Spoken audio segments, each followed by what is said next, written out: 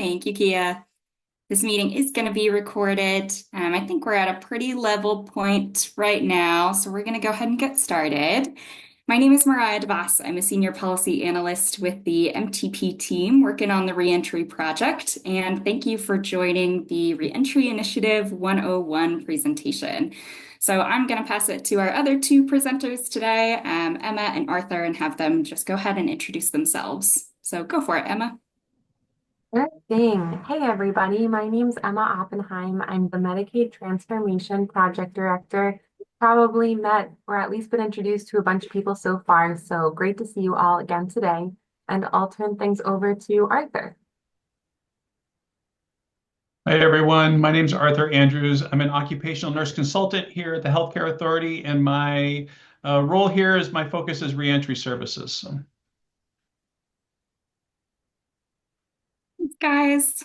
Okay, we can jump right into it. Let's go to the next slide.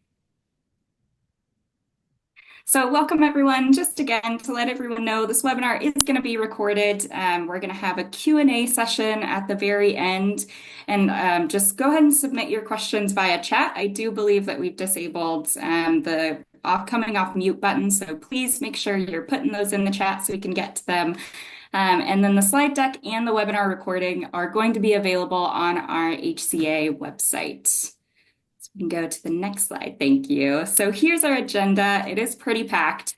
We're going to start with some background on, what the 1115 and the Reentry Initiative is, go through some key terminology, get some kind of one-on-one baseline information on Apple Health and covered services, hop into partner and roles. So we're going to have to and then contracting and credentialing, and end with sort of that Q&A session and some resources for you.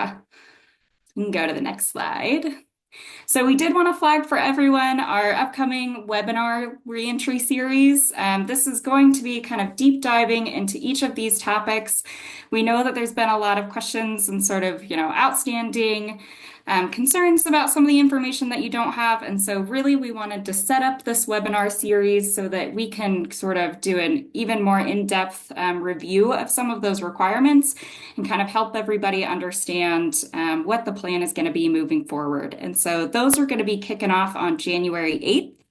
And go through March 19th, and we're covering everything from provider enrollment to kind of roles and responsibilities of implementation partners and everything in between. So please make sure to tune into those learning webinar series, and we will keep everyone updated on when those are going to be recorded and posted as well. So if you miss them, they will be available on our website.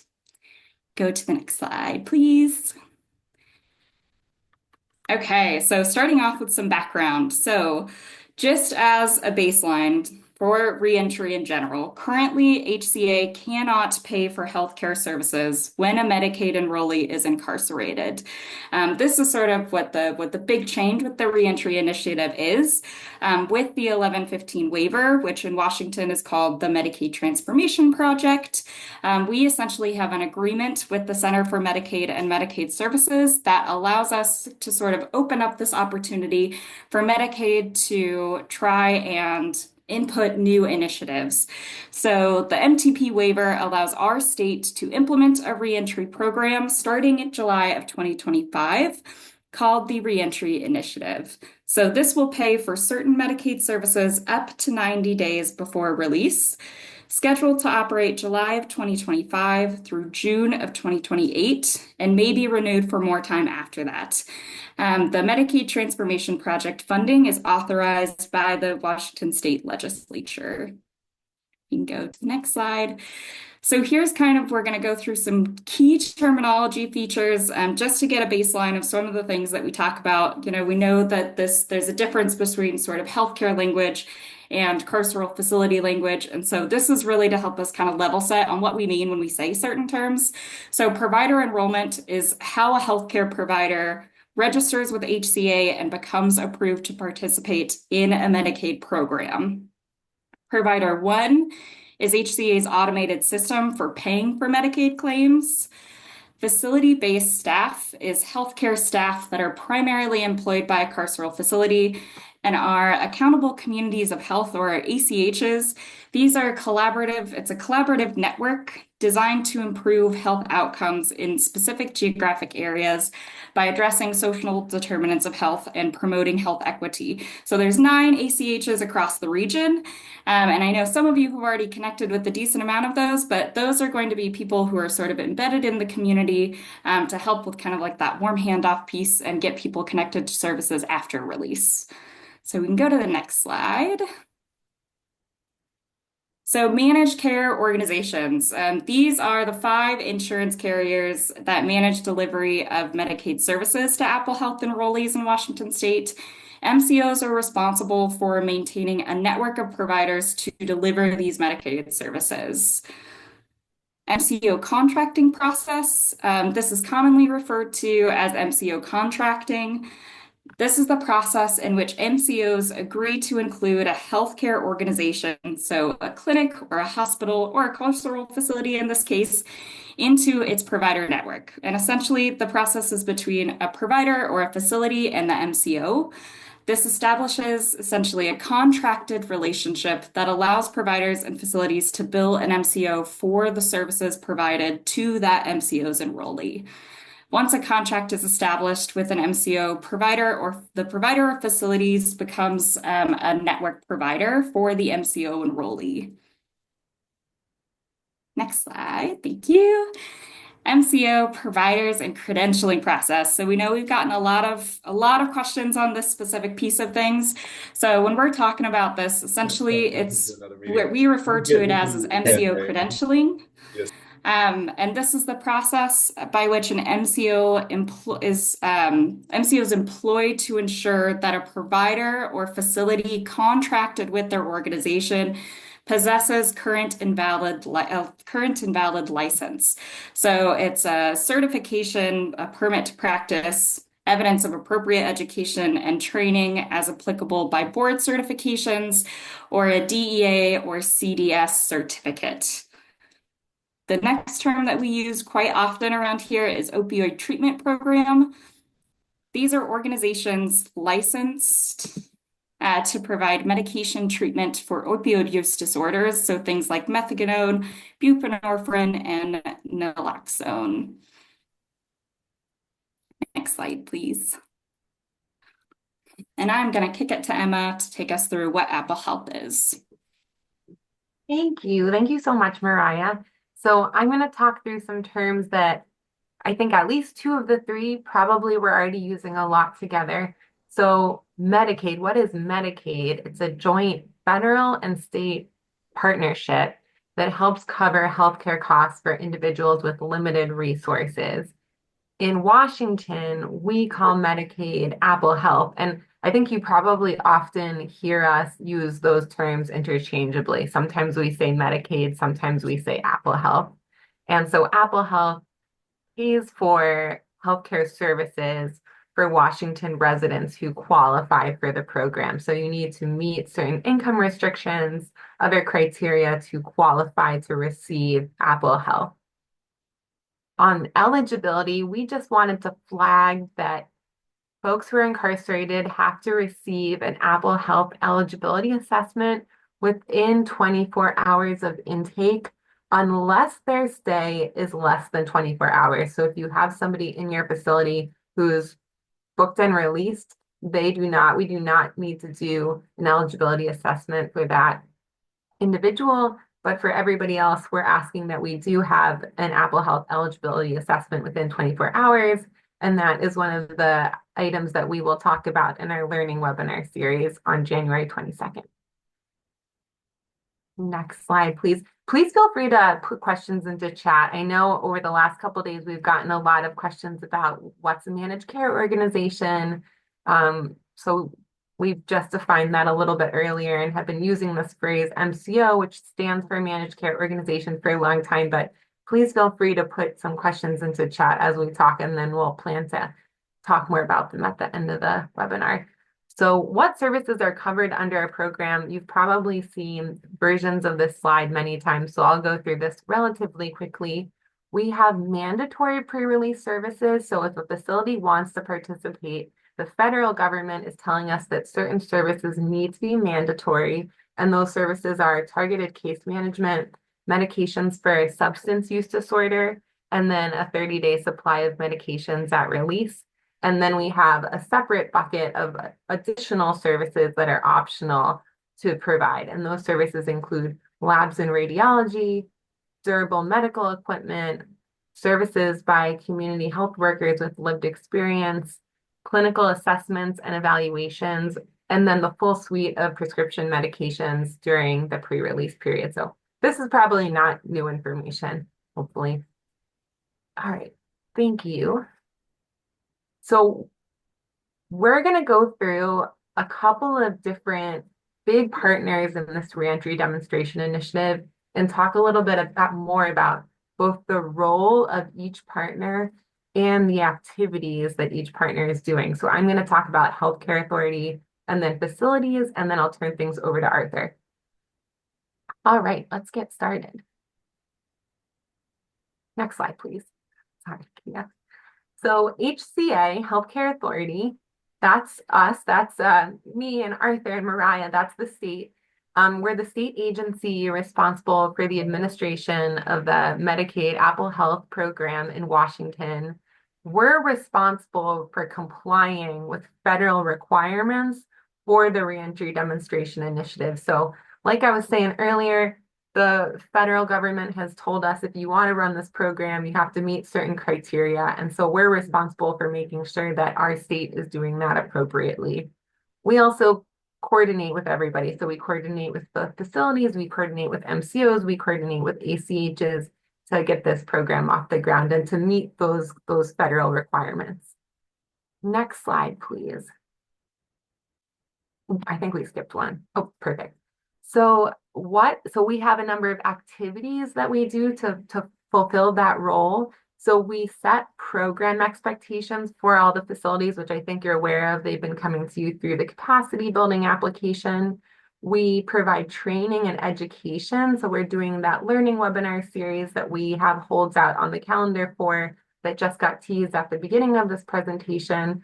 We're going to be releasing a very comprehensive guide that we're calling the Policy and Operations Guide that will have written explanations of how to meet different program requirements. We're enrolling facilities and providers in Medicaid so that they're able to provide and bill for medical services. And we're approving facilities to go live. So every facility is going to need to pass a readiness review to be able to actually start with the program. So we set program expectations and then we check that they're met before a facility can go live. And then we also distribute funding. So everyone has funding to be able to do this work. I think most of this is probably not super new. Next slide. Oh, perfect. Thank you. So facilities role. That's everybody on this call. That's all of our carceral facilities across the state. So kind of at a high level, the role is verifying whether individuals that are in your facility are currently Medicaid eligible. And for those that are not in Medicaid or in Apple Health and are potentially eligible, checking their eligibility and getting them enrolled into Medicaid Apple Health. Providing all of the mandatory services that we just talked about earlier, and then also providing any optional pre-release services that you'd like to provide. And we've been emphasizing this case management service as a mandatory service that we really want to see supported across the state. Then investing your capacity building funding appropriately. So spending those dollars to support your program activities on allowable expenses. We've talked a lot about that with individual facilities. And then developing relationships with partners that you need to be successful in this program. So working with managed care organizations, working with ACHs, working with healthcare providers in your community to be able to meet the requirements of the program and go live. Next slide, please. Perfect. So just a couple more activities for the facilities that we just want everybody to be on the same page about. So, and I think we've talked about most of these already, but learning the program requirements. So really encouraging everybody to attend those learning webinars. We're going to be, again, releasing this policy and operations guide, and it's going to be really comprehensive. we probably would recommend having at least a couple of people at your facility or in your county who can help own the different pieces of information and really be responsible for understanding all the information that's there and being able to take action on behalf of the facility. Completing the milestones to go live, we've talked a lot about those. So completing your capacity building application, completing your readiness assessment. There will be some reporting check-ins that we haven't talked a lot about yet. And then making sure that if you're using facility-based staff to provide healthcare services, getting them enrolled with Healthcare Authority, and then having them contracted and credentialed with our managed care organizations. So that's a little bit about facility activities. Thank you. And I'll turn things over to Arthur to talk about providers.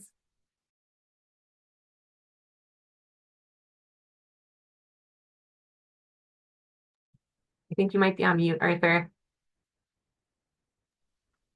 Hi, I'm going to talk about the provider's role, the MCO's role in contracting and credentialing at a high level here. So what's the provider's role in all this? So there's going to be two provider types here. There's going to be those who are facility-based, like the providers that are employed by the facility that work inside the facility. And then there's going to be some community-based providers as well that maybe you're utilizing from the outside of the facility to provide those services, either in your facility or taking the individual to that provider. Their role here is going to be to provide reentry, those pre-release services to enrollees in that who are experiencing incarceration. And then, they're going to need to understand the benefit requirements as well. If your facility is participating in the waiver and which services that you are providing and which services that they need to make sure are being delivered here. As well as that, they're going to need to enroll with the HCA to become an Apple Health provider and get access to Provider One. All providers who are providing Medicaid services need to be enrolled with HCA or Medicaid here. There's going to have to be some work done to work towards that contracting and credentialing with MCOs, and we're going to talk a little bit about that. And then also engaging with the carceral facilities to prepare to provide those pre-release services as well. Next.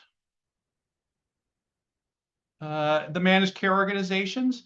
The HCA contracts with 5 different managed care organizations to provide Apple Health in the state of Washington. Those are Community Health Plan of Washington, Coordinated Care of Washington, Molina Healthcare, United Healthcare Community Plan, and WellPoint. There's also a 5th bucket there, but in fee for service, but it's a little bit different there. Their role here is to pay providers for the provision of care that's being provided in the reentry space for the sake of this waiver. They provide enrollees with continuity of care and case management support. So that could be after release, or it could be before release, depending on how those services are going to be provided in your facility. And they're going to need to partner with facilities to support meeting those program expectations as well. The MCO's activities, so they'll work to contract with and credential providers as needed. This can be a lengthy process, so you need to plan for at least 5 months to go through this process. For facility-based providers, HCA is waiving and giving a 1-year grace period to that credentialing piece for the first year of operation, and that would be from your go-live date. The MCOs will engage with carceral facilities and relevant providers to cover those pre-release services, and then also engaging with the ACHs, the organizations that was talked about before with Mariah, to facilitate successful reentry and continuity of care for enrollees. So next. So the contracting and credentialing, we get a lot of questions about this. So really there's kind of 3 pieces to this. The provider enrollment. You're going to need to ensure that the facility, if you're using facility-based staff, the facility may need to be enrolled as a provider, and the staff that are providing Medicare services will also need to be enrolled with Medicaid and be able to use Provider One. So this is a question that's come up. So staff, any provider physician, NP, PA who's providing Medicaid services will need to be involved with Medicaid. So this process can take approximately 10 months to complete. It can be a very lengthy process. But there's going to be more information given about this and how this looks and how to navigate this on January 8th at a learning webinar series. There's also MCO contracting. So this is where facilities and providers establish a contractual relationship with the MCOs that allows for the provider or facility to bill an MCO for services provided to an enrollee. So facilities will need to individually navigate contracting for billing purposes with the MCOs and what that looks like for them. So this can take at least 2 complete. And then the MCO credentialing. So Emma talked a little bit about this before and what this is. And this is, facilities and providers need to complete the credentialing process with each MCO. Note, this is different than what you would see like a registered nurse or a physician getting credentialed through the DOH. But we have allowed for a 12-month grace period for that credentialing process to occur with the MCOs from your go live date. And there will be a webinar on January 15th that will be have more detailed information about this. So three pieces to this: enrollment, contracting, and credentialing.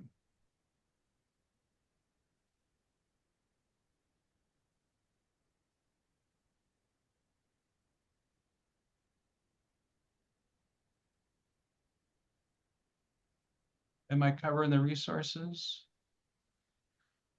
Thank you so much, Arthur. So now we have some links here and we'll get this shared out. Yeah, sorry, go ahead, Arthur. I think this is you.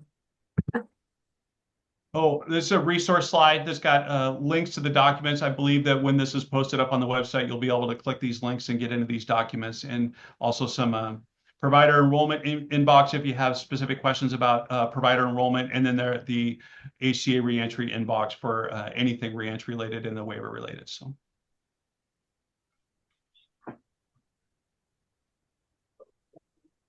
Great, thank you so much. So that was the presentation for today, and we wanted to leave a lot of time to just ask some questions. So I think we're going to just do a Q&A. If you put your question into chat, Michaela's just going to read it, and then we'll just have the right team member answer a question. So please, no such thing as a silly question. If you don't feel comfortable asking a question in front of the entire group, please feel free to send it to one of our team members just via a direct message, and then we can read it out and handle things that way. So we're happy to take all the questions, small and large. I'll go ahead and address some of the questions in the chat. So we have a question about who exactly is doing the eligibility checking, asking if the correctional officers will be doing this or somebody else. That's a great question. So I just want to do another plug for our eligibility webinar, which is on January 22nd. I hope I got that right. And we're going to be walking through a couple of different ways that we can do eligibility checks. So yes, there are ways for the facility to do this, but there also are ways for a provider themselves to do that. And so it would be up to so we'll present a couple options, and then it will be up to the facilities to figure out what makes the most sense for your facility.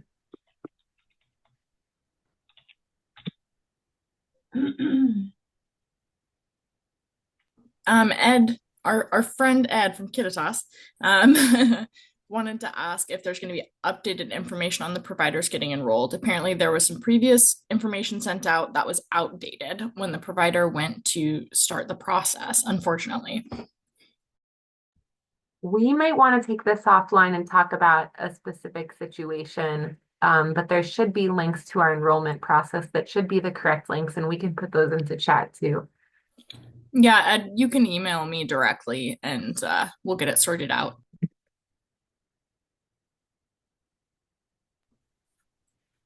Another question, did the people providing case management need to be enrolled, or is it just billed under the facility provider? Sorry. This may be an Arthur question. I'm not Yeah, sure. Arthur, go for it. Yeah, I think that this is still being looked at and discussed. I wish I had a more concrete answer at this time, but there's going to be more information coming out specifically about that. I just don't have the answer currently. So. I do know that we have been rating different situations, different scenarios into the provider enrollment section of their policy and operations guide and into that learning webinar. So more to come in that webinar, which I believe is on the 8th of January.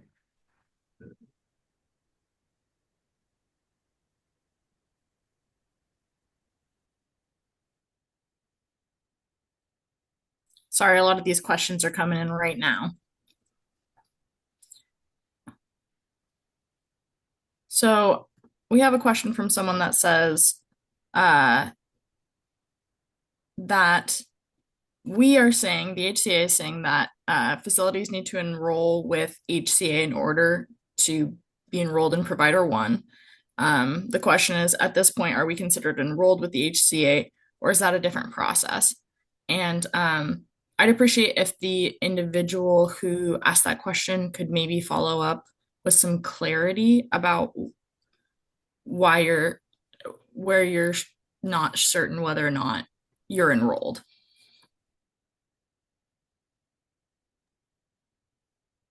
Arthur, do you want to just give I'm realizing I think it would be helpful if we did just like a little brief explanation of what provider one is. Maybe not today, but Arthur, would you mind taking this one?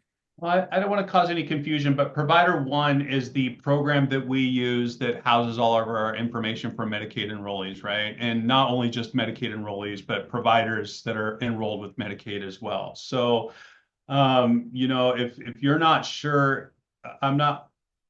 I'm looking at this question like, are you considered enrolled with Medicaid at this point? And if that's the question, the answer would be no. There is a process to go through to get enrolled with Medicaid. So.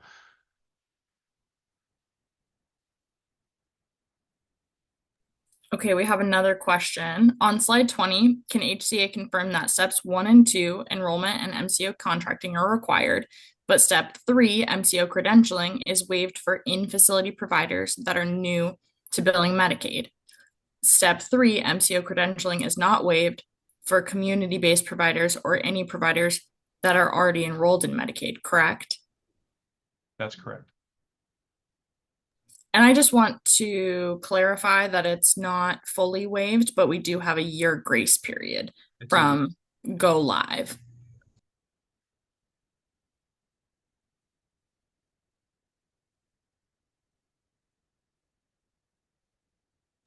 We have someone asking the best way to get started for enrollment, credentialing, and contracting, and if their PA needs to follow the same process. They're a community physician contracted for services at the county jail.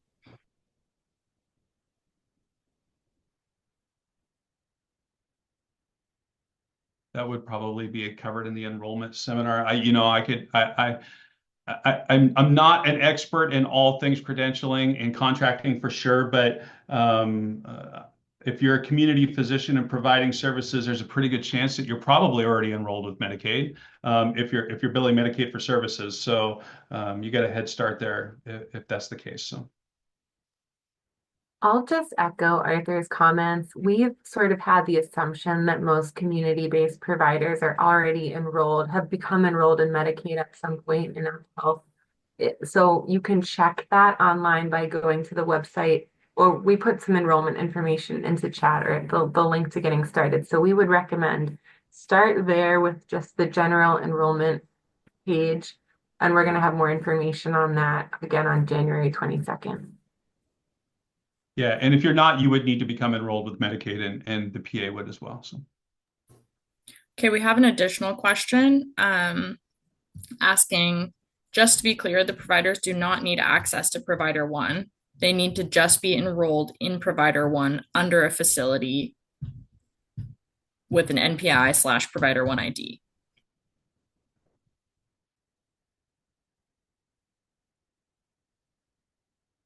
Yeah, I mean, that would be correct. They don't need to have access to Provider One, but it certainly would help in this situation for you to have access to Provider One. And the provider can have access to Provider One if they're enrolled with Medicaid. So.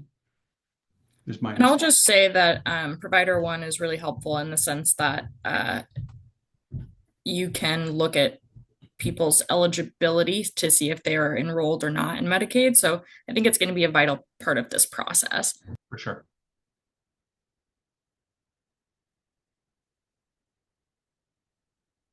Another question, what have facilities used their first payment of funds for?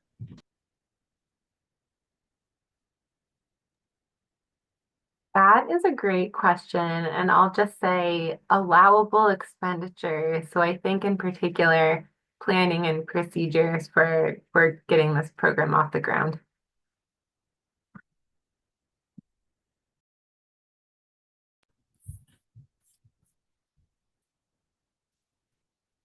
And I think that is pretty much all of our questions that we've received in the chat. Outside of, I guess we do have a question around the hiring freeze that was just issued by the governor and whether or not that will impact the contract timelines.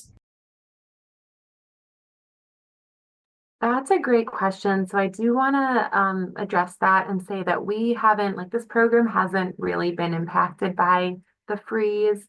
So we have a number of contracts that, because we have federal funding, we are getting exceptions for, and they're moving forward as normal. Our funding that we have for this program is not impacted. So you'll have access to your capacity building funding. If there was to be any change to any of that, which again, we really do not anticipate, we would definitely let you know as soon as possible. But today we are not impacted. We really don't know of impacts.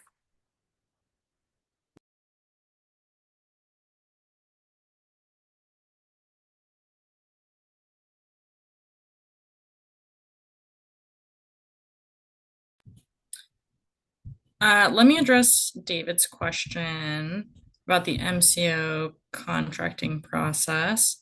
And maybe you guys will understand this question better than I do. Does a facility need to contract with each of the MCOs? If not, does it matter if the enrollee is covered by an MCO not contracted with the facility? That's a good question. Additionally, will there be more information about this contracting process with the MCOs? I could take that, Emma.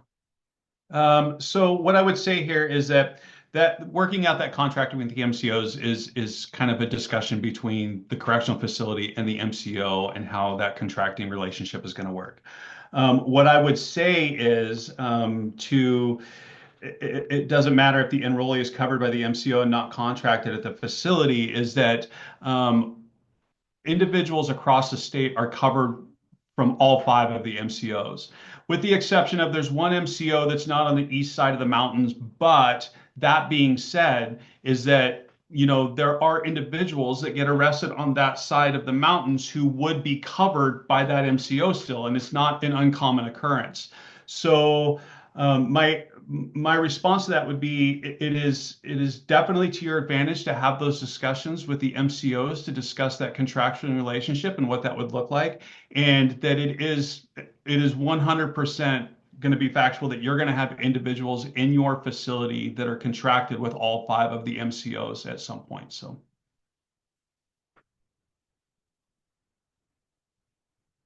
And there'll be more information. That contracting process with the MCOs is I don't know if that's going to be included in the webinars, but that's really a discussion with each MCO, because it's going to be a different contracting relationship with each MCO. So. And we have another question. Thank you so much, Arthur. Is there an anticipated date that the plan and budget submitted in October for milestone 2 will be reviewed? And I'll just go ahead and take that as I am one of the individuals reviewing them. They are currently being reviewed. I know that we're in the process of finishing that up. Like, we're at the very tail end. I know every single application has been reviewed, and we're just following up with different facilities to ask some clarifying questions. Thanks. We have another question asking if there are going to be issues with providers who are not in the state because their pharmacy is on the East Coast. I can take that. You know, as long as we've talked about this in some of our other presentations that we've done, especially with pharmacies and like mail order pharmacy, it could be appropriate in some cases to use that mail order pharmacy, or if they're based over there, as long as they're enrolled in Medicaid, you should be okay.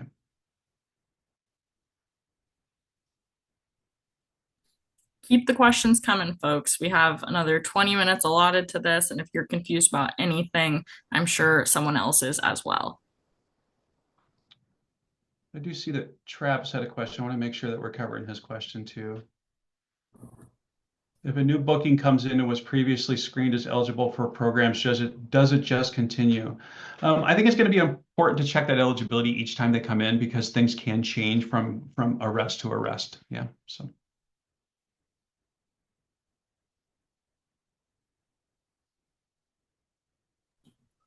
Okay, we have another great question. In regards to this initiative, I'm tasked with this process, but I do not work with our tribal CO, and I'm curious, should they be a part of these webinars as well as our wellness center?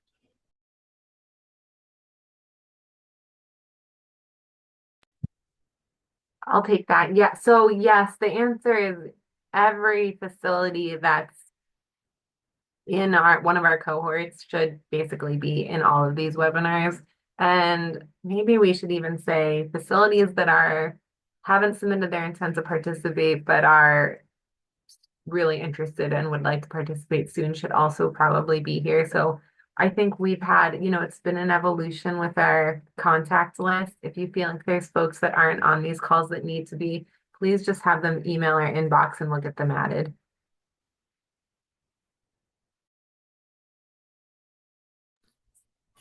Another question from Ed.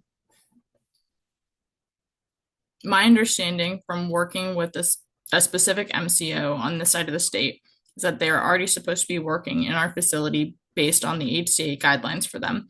So why would we need said contractual commitment, especially if we're supposed to work with all available in our area and some are unresponsive to contact?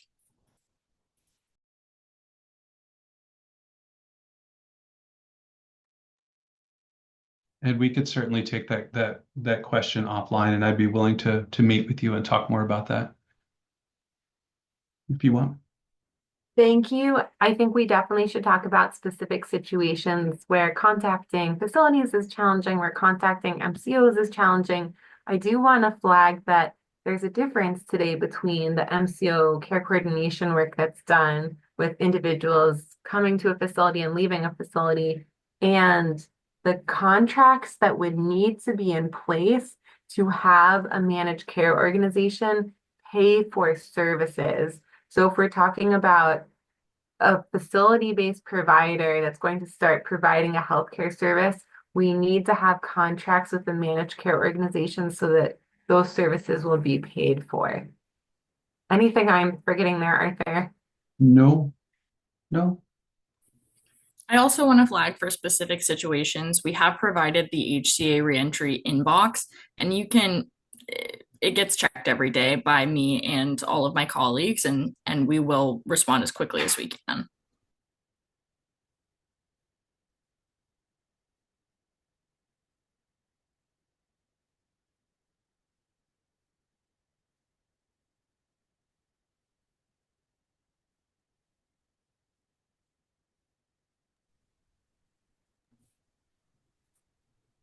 Go ahead, Lisa.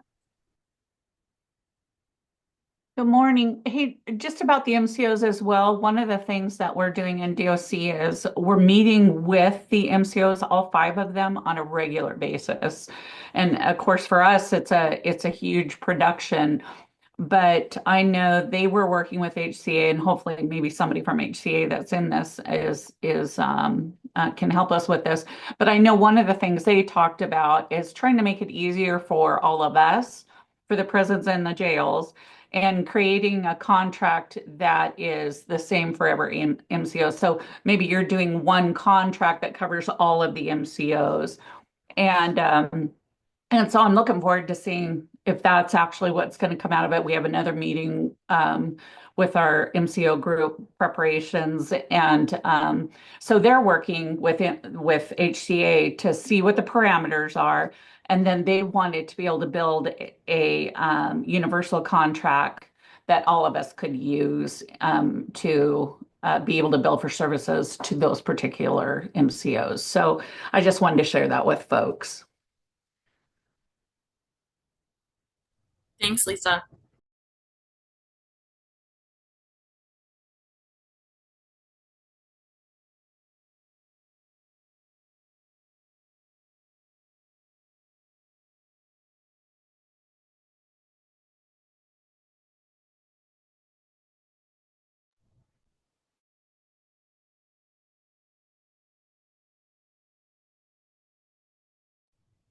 Another wonderful question. Does HCA contract with MCOs for reimbursement rates to the MCOs? My concern is that we would be attempting to generate a contract with an MCO that might not be in line with allowable reimbursements.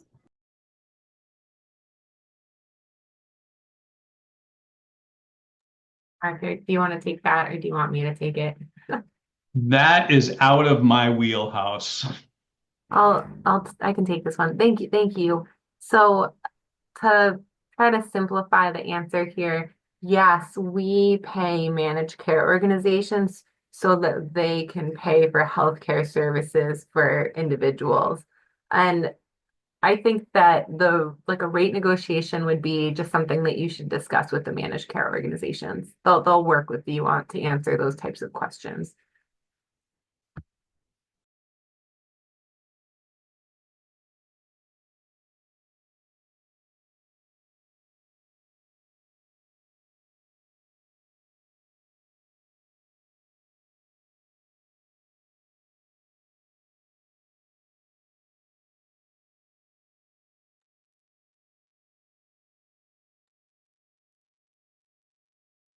Not seeing anything else.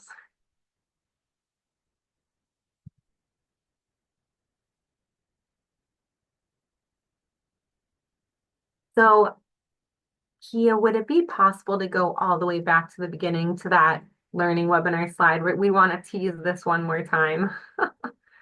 I am seeing another question, but we'll do the teasing first. So thank you all for coming to this. We hope it was helpful. This is like sort of part one intro learning webinar, and then we're gonna start doing a really deep dive into a bunch of very different topics. So you should have calendar holds. I know people have said this a number of times. If you didn't receive a calendar hold, or if there's individuals in your facility that should receive a calendar hold for all of the webinars for a certain webinar, please email us and we'll get them sent along. But we're going to be talking through a number of different topics, and I'll tease a couple of, I'll just walk through a couple of them again. So provider enrollment, we have had a bunch of questions about that. MCO contracting and credentialing, which will be led by our MCOs. We're going to have a webinar on January 15th. Eligibility and enrollment, we had a bunch of questions on that too. That's on January 22nd. And then on the 29th, we're going to do just an open Q&A. So kind of like an office hours, people can come and ask questions about the first 3 or 4 webinars that we've had. So for provider enrollment, contracting and credentialing, client eligibility, me, Arthur, Michaela, Mariah, everybody on the team, we've tried our best to answer some of your questions, but we'll have the real subject matter experts from Healthcare Authority in those meetings who can really go into the weeds on different questions and really hopefully get everybody's questions answered. So really want to do just another plug for that, and happy to take questions on that as well. I'm seeing some questions about slides and a recording. Maybe Lindsay, would you mind taking that? Yes, I can answer it. I was just typing in the response. We will send the slides out via our reentry inbox email address, and then the recording takes a few days, but we'll have this up on our website, and that link we have shared with you before we can do it again. So that's our reentry website. And just give us a 2 to 3 days turnaround time for that.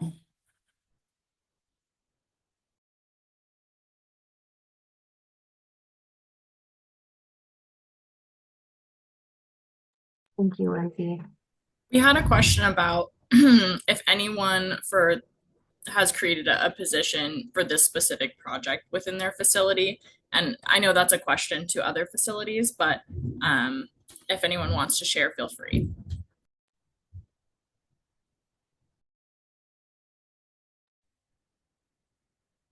If anyone would like to come off mute and talk a little bit, like maybe Lisa, if you want to come off mute and just give us a little bit of an overview, I think folks would love to hear that. I'm not sure what folks need to hear, but the main thing around it is of course getting the capacity building applications in and looking at it from an enterprise level. So for the jails, I'm making an assumption, being a prisons person, that a lot of your services will be provided by community providers.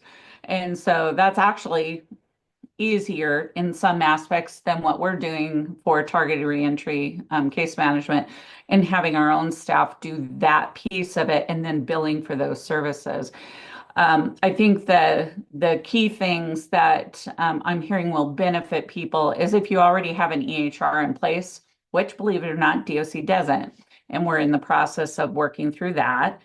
And then also looking at how you'll coordinate those services, maybe on a more expansive scale. So we, for example, in DOC, we only were providing social workers, reentry social workers, to work with the highest case needs for physical and behavioral health needs, moving back out into the community. Of course, under the waiver, now we want to be able to provide that to everybody.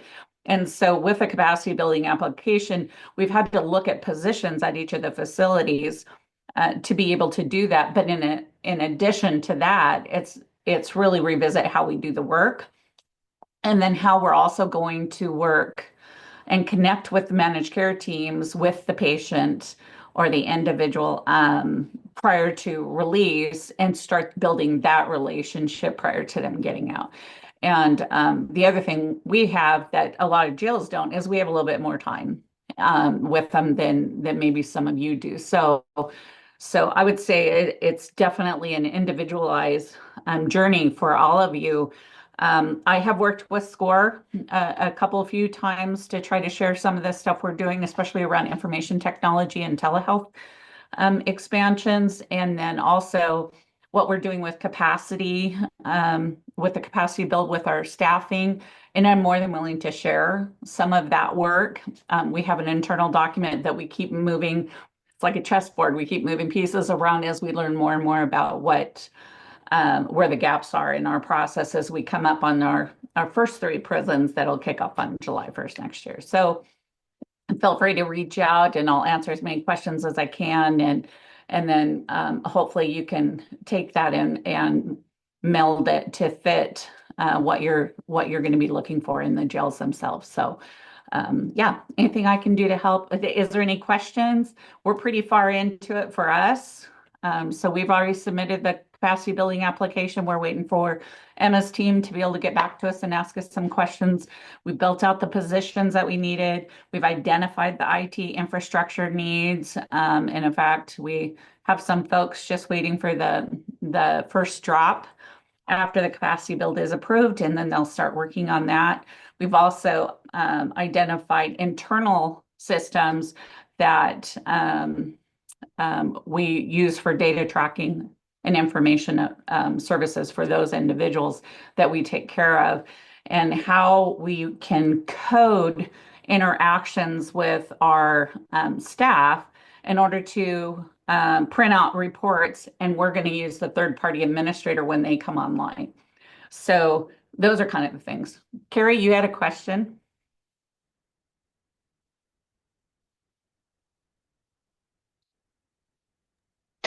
Sorry, couldn't figure out how to unmute. Hi, Lisa. Thank you so much for your answer. I know that you're pretty familiar with our jail commander, Steve Barker, Yep. and so we may be reaching out to you because we're kind of at a crossroads. We're like, do we hire someone in our facility? Do we ask our provider to hire someone, because this is a very big project and it's not like, I can just add this to my duties, not my expertise or anyone else in our facility. And so if you don't mind, us Oh, of reaching course. out to you privately and asking you some questions and whatnot? Oh, of course. Okay, That's what I've been doing with SCORE and great. talking to their person who's trying to do the same thing you're trying to do. And it really is kind of in it for all of us because a lot of you take our violators.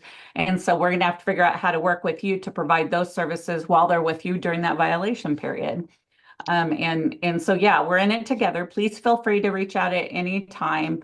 And I'll have Emma put in, or I'll put my email address in there for everybody. But yeah, and I learned something from you that helps us every time I talk to SCORE and some other folks. So please feel free to reach out and I'll help as best I can. Great. Thank you so much. We're really trying to get this money spent, but we're trying to figure it out. Thank So, you. bye-bye. Thank you so much, Lisa. The one thing I would add to that is we've heard a couple of facilities across the state doing some really creative things where they're pulling resources across facilities in, let's say, like one county, and maybe hiring one person to work across multiple facilities. So if that's an option and another way you could spend funding that might stretch it a bit, I think it's a really great way to especially build resources where we have smaller facilities with fewer staff members. I don't know, Ted, I saw your comment as well. I don't know if you might want to come off mute and talk a little bit about your hires, but no worries if not.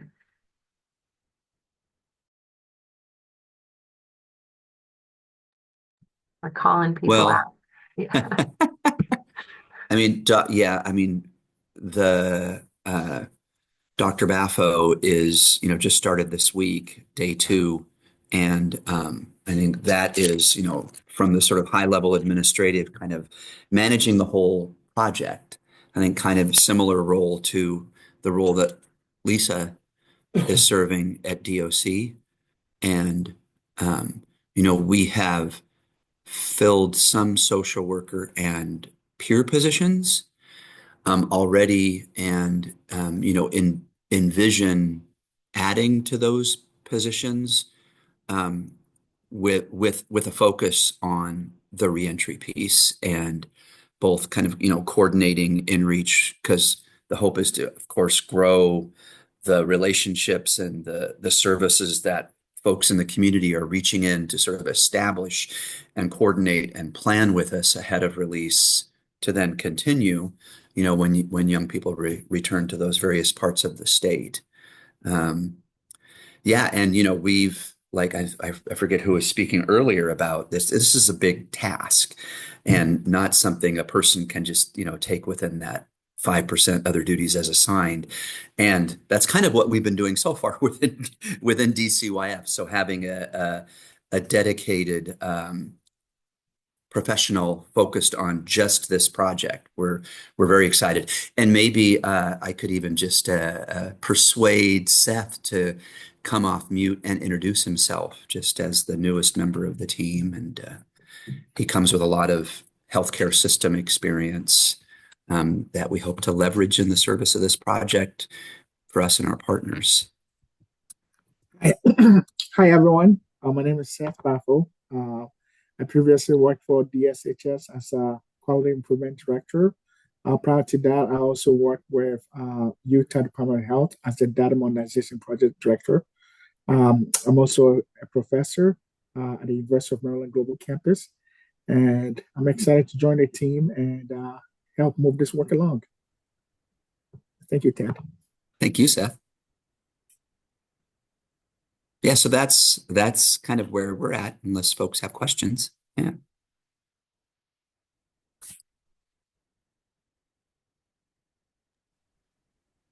Thank you. You bet. I'd love to do another quick pause for any other facility that might want to come off mute and talk about their staffing or ways that they've staffed up for this project. So I'll give a second for that. Otherwise, we see a couple of additional questions in chat.